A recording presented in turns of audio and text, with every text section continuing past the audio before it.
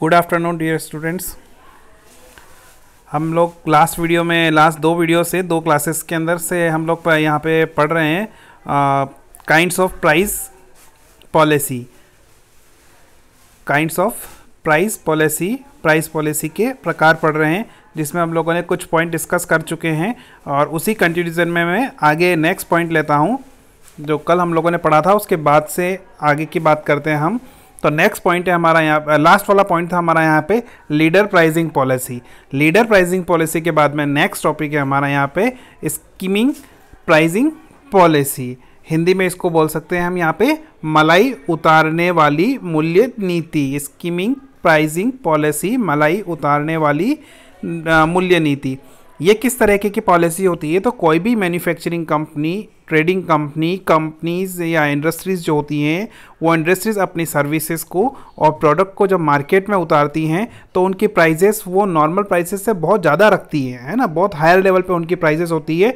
और ये किस तरह की कंडीशंस हो सकती है या किस तरह की कंडीशंस के अंदर ऐसी पॉलिसीज़ मार्केट में लाई जाती है कि जब कोई भी कंपनी कोई अच्छा प्रोडक्ट उतारती है या कोई सा भी प्रोडक्ट मान लीजिए, वो मार्केट में नया प्रोडक्ट जब लॉन्च करती है या नई सर्विसेज जब लॉन्च करती है और उस मार्केट इकोनॉमी के अंदर उसी तरह की उसी कैटेगरीज की वही प्रोडक्ट जो है वो या नहीं आता हो, है ना, या हम बोल सकते हैं उसे कि उस प्रोडक्ट के सामने कोई भी कंपेटिटर कंपनी इंडस्ट्री नहीं है, वो एकमात्र कंपनी हुई अगर प्रोडक्ट बनाने वाली है, सर्विसेज प्रोवाइड करने वाली, तो वो कंपनी क्या करती है कि जब शुरू में जब तक मार्केट के अंदर कोई नया कंपटीटर नहीं आ जाता है तब तक वो क्या करती है, उस प्रोडक्ट की, उस सर्विसेज की अच्छी खासी कीमत कस्टमर से वसूल करती है। और वो जो प्राइसेस होती है सभी को दिखता भी है, फील भी होता है कि भाई इसकी प्राइसेस बहुत ज़्यादा है ना। पर कंपनी को भी पता है हमने प्राइसेस बहुत ज़्यादा रख रखी है। पर प्रॉब्लम क्या है? तो प्रॉब्लम सबसे बड़ी है कि मार्केट में कोई दूसरा कंपटीटर नहीं है, तो आपको परचेस वही चीज़ करनी है या उसी सर्विसेज को आपको यूज़ करना है। तो इस तरीके की चीज़ें आती है। और ये जो प्राइजेस होती हैं या इस तरीके की जो प्राइजेस होती हैं या पॉलिसी जो अपनाई जाती है उसको बोलते हैं हम लोग स्कीमिंग प्राइसिंग पॉलिसी, है ना। और ये कब तक जारी रह सकती है? किसी भी कंपनी के बारे में हम बात करें तो तब तक कि जब तक कि मार्केट के अंदर कोई नई कंपनी उसी तरीके का प्रोडक्ट लेकर नहीं आ जाती है। मार्केट में अगर उसके सामने कोई कंपेटिटर नहीं है तब तक तो वो यही प्राइस वसूल करती है ना। तो इस स्कीमिंग प्राइसिंग पॉलिसी बोला जाता है उसे, मलाई उतारने वाली मूल्य नीति। फिर नेक्स्ट है इसके बाद में पेनिट्रेशन प्राइसिंग पॉलिसी, प्रवेशक मूल्य निर्धारण नीति। यह किस तरह की पॉलिसी होती हैं? अच्छा, इसका दूसरा नाम है इसके अंदर, या चलिए हम बाद में बात करते हैं उसकी। तो पहले मैं इसकी पॉलिसी बता देता हूँ कि इस पॉलिसी के अंदर क्या किया जाता है या कंपनी क्या करती है। तो ऐसी कंपनी या मैन्युफैक्चरिंग कंपनी या इंडस्ट्री जो अपना प्रोडक्ट फर्स्ट टाइम मार्केट में लेके आती है ना, तो मार्केट के अंदर एंट्री लेवल पर या मार्केट में एंट्री लेने के लिए वो क्या करती है, शुरू में उस प्रोडक्ट या सर्विसेज की प्राइजेस बहुत ही लो प्राइस रखती है, बहुत नीचे स्तर की वो प्राइजेस रखती है, बहुत सस्ता माल बेचती है ना।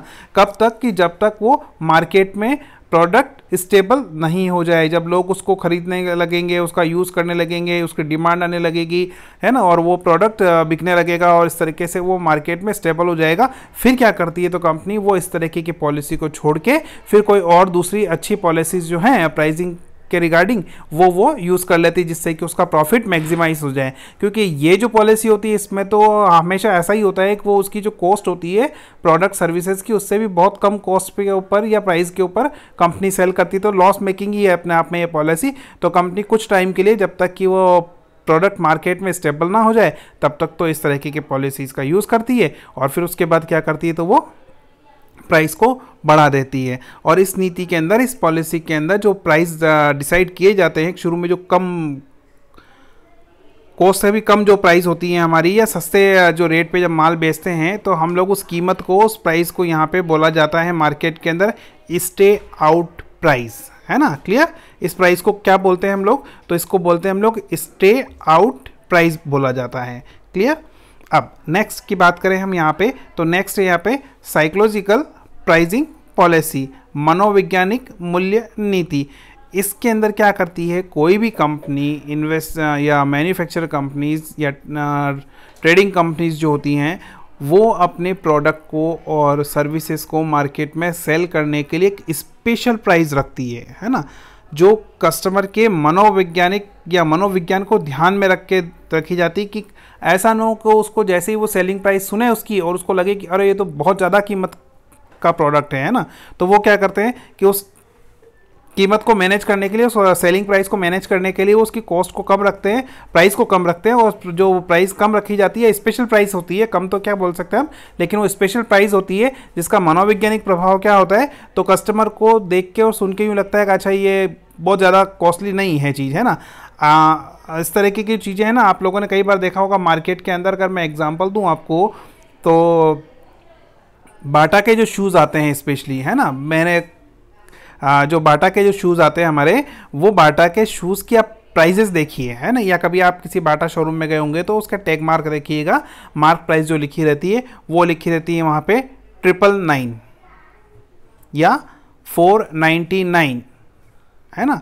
इसी तरीके से बहुत सारे प्रोडक्ट होते हैं उसके ऊपर प्राइजेस लिखी रहती है 5 रुपीज़ या 4 रुपीज़ 99 पैसा, है ना, तो उसका 6 रुपीज़ उसने राउंड फिगर नहीं लिखा, या उसने शूज़ की कीमत 1000 नहीं रखी, उसने 999 रख दी है। अब 1000 दिखने में और बोलने में एकदम अरे ये तो 1000 रुपये के बहुत कॉस्टली हैं, तो कस्टमर क्या करता है, इस तरीके से रिएक्ट कर सकता है या मेंटली उस तरीके से उसके ऊपर इम्पैक्ट आता है, तो वो क्या करते हैं उस प्राइजेस को 999 रख दिया है। या 500 की चीज़ है तो उसको कितना रख दिया उन्होंने 499, 1 रुपया कम कर दिया उस राउंड फिगर में से, तो प्राइस कितनी रहेगी, तो वो एकदम से इम्पैक्ट नहीं आता है उसके ऊपर, और वो कैसी दिखती है तो उन लोगों को लगता है कि उसकी प्राइस लो प्राइस ही है, ठीक है ना। तो ये होती है मनोवैज्ञानिक मूल्य नीति, जिसके अंदर कंपनीज जो है वो अपने ये सर्विसेज की और इन चीज़ों की प्राइसेस किस तरीके से डिसाइड करेगी, तो राउंड फिगर में नहीं रख के उससे 10 पैसा 20 पैसा 1 रुपया कम कर देती हैं, तो वो दिखने में और बोलने में ऐसा फीलिंग आती है कि वो प्राइस थोड़ी कम लगती है, लेकिन एक्चुअल में देखा जाए तो सेलिंग प्राइस के अंदर बहुत ज़्यादा चेंजेस नहीं होते हैं। क्लियर। फिर इसके बाद नेक्स्ट आती है हमारी uniform delivery pricing policy. Uniform delivery pricing policy एक समान सुपुर्दगी मूल्य नीति कहा जाता है इसको हिंदी में। इसमें क्या होता है, तो इसके अंदर कोई भी वेंडर, विक्रेता, कंपनी जो है वो सारे कस्टमर से उस प्रोडक्ट या सर्विसेज की प्राइस वो एक जैसा मूल्य, एक जैसी कीमत या एक जैसी सेलिंग प्राइस ही वसूल की जाती है। कंपनी या वेंडर की तरफ से इन चीज़ों को इग्नोर कर दिया जाता है, या वो इस बात का ध्यान नहीं रखता है कि वह जो है उसका बायर जो है कंपनी का, वो बायर या कंज्यूमर जो है वो आपके देश के किस भाग से रिलेट करता है। हम राजस्थान की बात करें तो राजस्थान की जो वेंडर कंपनी है या बांसवाड़ा की जो है वो सेलिंग करती है, तो वो सेलिंग करते समय इस चीज़ को इग्नोर कर देती है कि आपका जो बायर है क्या वो उदयपुर का है, जयपुर का है, अहमदाबाद का है, पूना का है, दिल्ली का है, बॉम्बे है, आंध्र प्रदेश है, तमिलनाडु है, कोलकाता है, कहीं का भी हो, उसके लिए प्राइस कितनी रहेगी, तो प्राइस क्या रहेगी, तो प्राइस सेम प्राइस ही रहेगी, एक ही प्राइस पे सभी लोगों को माल प्रोवाइड किया जाएगा, है ना। अब उसमें होता क्या है, तो जो उसकी सेलिंग प्राइस होती है प्रोडक्ट की, वो सेलिंग प्राइस प्लस ट्रांसपोर्टेशन के चार्जेस इंक्लूड है ना। तो ये जो ट्रांसपोर्टेशन के जो चार्जेस होते हैं एक्चुअली वो कौन पे करेगा, तो ये जो ट्रांसपोर्टेशन के चार्जेस हैं वो कंपनी ही पे करती है अपनी तरफ से। तो उससे क्या है कि वो दूर के जो लोग हैं, चाहे आप पास वाले को माल बेचो चाहे दूर वाले को बेचो, लेकिन कस्टमर के लिए सेलिंग प्राइस एक ही रहेगी, और उसका जो ट्रांसपोर्टेशन वगैरह का जो एडिशनल चार्जेस लग रहा है वो कंपनी बियर करेगी, है ना।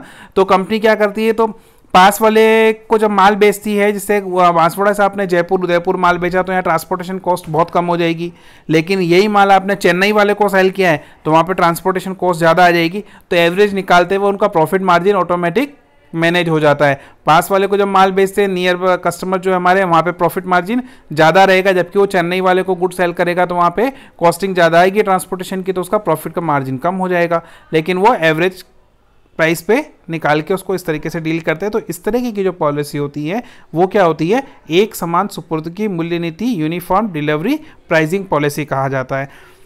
इसका एग्जाम्पल सबसे बड़ी बात की आप देखिए कि ऐसा कौन सा एग्जाम्पल है ना, तो मैं आपको याद दिलाऊं, हमारी गवर्नमेंट की तरफ से जो हमारा पोस्ट ऑफिस चलता है ना, डाकघर, भारतीय डाकघर जो चलते हैं हमारे, है ना, इंडियन पोस्टल ऑफिस जो हमारे पोस्ट ऑफिस जो हैं, वहाँ पे अब आजकल तो वैसे देखा जाए तो चलन में नहीं है हमारे पास कि पोस्ट कार्ड वगैरह, है ना, पर आप लोगों ने कभी देखे तो होंगे ही, पोस्ट कार्ड है है ना। तो ये पोस्ट कार्ड जो होता है वो पोस्ट कार्ड मान लीजिए 50 पैसे 1 रुपये का पोस्ट कार्ड है। एक्चुअली देखो अभी तो मेरे को ये भी नहीं पता है उसकी प्राइस कितनी है, सॉरी फॉर दैट कि मेरे को ये नहीं पता है कि उसकी प्राइस कितनी है ना। तो पहले तो वो 10-15 पैसे का आता था, 25 पैसे 50 पैसे का भी आता था, और आजकल हो सकता है 1 रुपये का आता हो या आता भी हो या नहीं पता हो, है ना।